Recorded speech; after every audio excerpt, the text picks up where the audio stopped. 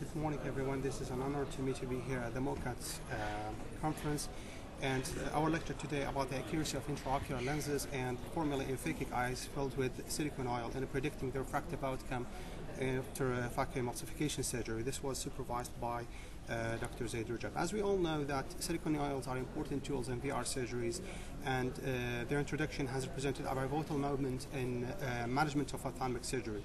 Now, the efficacy of silicone oil is limited by the occurrence of several complications, namely cataract, keratopathy, glaucoma, and silicoretinal toxicity.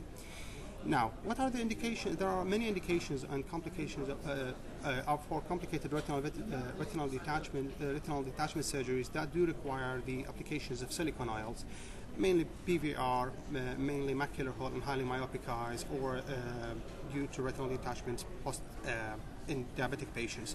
Now, the incidence of postoperative cataract formation occurred in about 80% of those patients who had silicone in their eyes, and for the best visual outcomes, the precise biometry should be done by an optical biometers, as the axial length constitutes a problem for the detection of the IOLs. Now, besides precise biometry, the accurate prediction of post-surgical refractive outcomes relies on the choosing the appropriate IOL power assessment formula, and the widely used third generation formulas like SRKT, Hofer-Q, and Holiday 1 depends on axial length and corneal curvatures of the eye, while the subsequent IOL formulas like the Barrett Universal 2 requires more other parameters to be input into the formulas.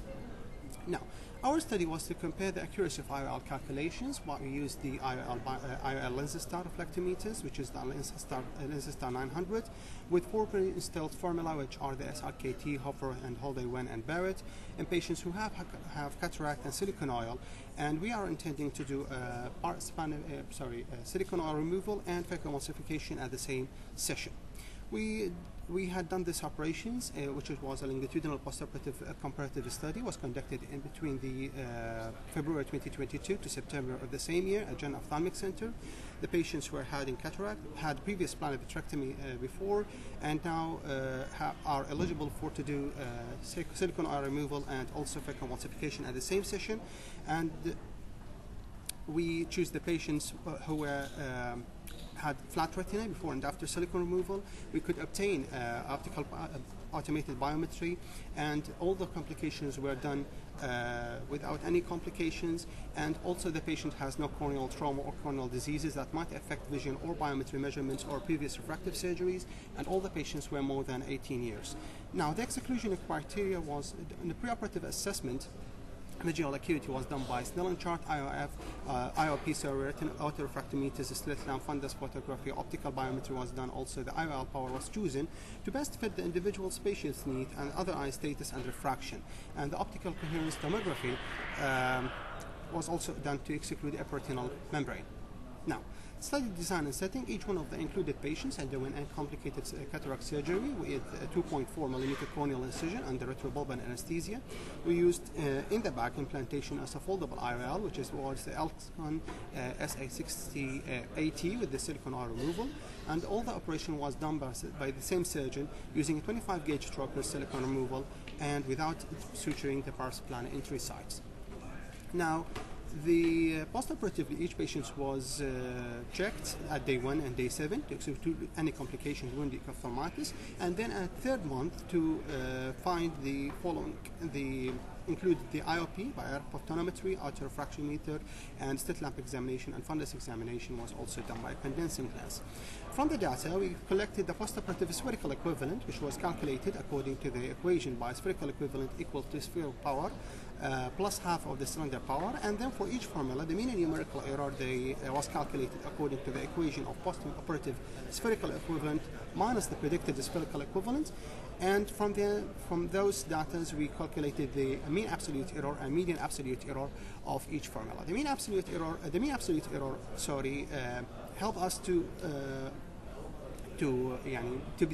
help us to outline the outliers and make them less affected. Also, we've calculated the percentages of eyes with certain range of powers of prediction error, which was traditionally between 0.5 diopter, 1 diopter, and 2 diopters of the refractive prediction error.